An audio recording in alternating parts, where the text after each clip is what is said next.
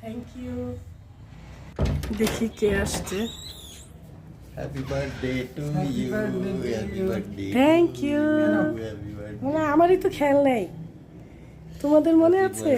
Two you. Thank you. আসসালামু আলাইকুম, সবাই কেমন আছেন? আলহামদুলিল্লাহ আমি ভালো আছি। আজকে আমার বার্থডে, খেয়ালই ছিল না, শরীর অনেক অসুস্থ, সারাদিনই শুয়েছিলাম। এদিকে আপনাদের ভাইয়া আর আমার ছেলে যে কেক নিয়ে এসেছে আমার জন্য, সারপ্রাইজ দিল আমাকে। যাক, কেকটা দেখে ভালোই লাগছিল। একটু রেডি হয়ে নিলাম, কেকটা বের করে নিলাম। কেকটা খুবই সুন্দর। Thank you. Happy birthday to you.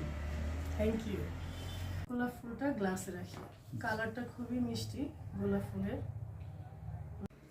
ছেলেকে নিয়ে একটু ভিডিও করে নিলাম। এদিকে ঘরের সবাইকে ডেকে নিয়ে আসলাম, একসাথে কেকটা কাটি। কেক কাটতে ভালোই লাগে, বয়স হয়ে গেছে তাতে কি। Happy birthday to you. Happy birthday to you.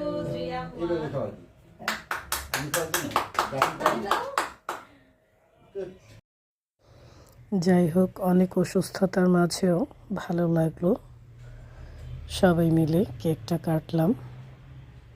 আমার একদমই খেয়াল ছিল না বার্থডের কথা। যাই হোক, ছেলে আর আমার হাজবেন্ড মিলে মনে রেখেছে। সারপ্রাইজ পেতে ভালোই লাগে। এখন আমার দেবরের মেয়ে আমাকে কেক খাইয়ে দিল, ভালোই লাগলো সময়টা। ছোটোখাটো একটা পার্টি হয়ে গেল। বার্থডেতে কেক খেতেও ভালো লাগে আর খাওয়াতেও ভালো লাগে। আমি আমার যাকে খাইয়ে দিলাম। শরীরটা অনেক খারাপ ছিল আপনাদের ভাইয়া আর আমার ছেলের জন্য। এখন একটু ভালো লাগছে, আনন্দ করতে ভালোই লাগে আমার। কেক টেক কেটে গাড়ি নিয়ে একটু বাইরে বের হলাম আমরা। রাতে বের হতে চাইনি ঠান্ডার মধ্যে।